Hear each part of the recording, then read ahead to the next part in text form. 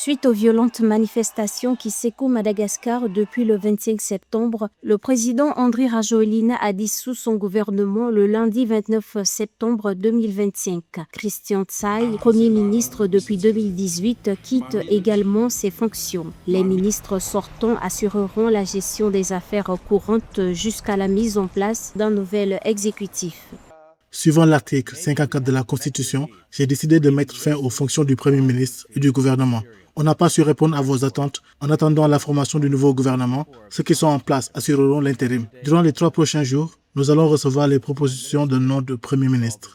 Selon l'ONU, au moins 22 personnes ont été tuées à Madagascar depuis le début des manifestations jeudi 25 septembre. Les protestataires, mobilisés via les réseaux sociaux par le mouvement Gen Z, sont à nouveau descendus dans les rues le lundi 29 septembre. Initialement motivés par un mécontentement face aux coupures d'eau et d'électricité, ils exigent désormais le départ du président. Le slogan « On veut vivre, pas survivre » est devenu emblématique de ce mouvement.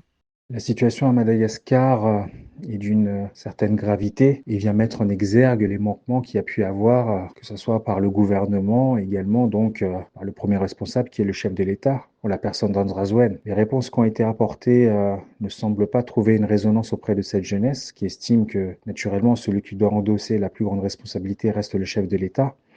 Et je pense, lorsqu'il dit qu'il s'excuse pour le travail entrepris par le gouvernement, il fuit devant ses responsabilités. Il faut savoir que sur le plan historique, Madagascar a toujours vécu des alternances par les insurrections populaires, si on pourrait l'appeler ainsi, et qu'on entre dans une nouvelle phase et dans un cycle qui est de forte turbulence, et on ne sait pas jusqu'où ça va nous mener.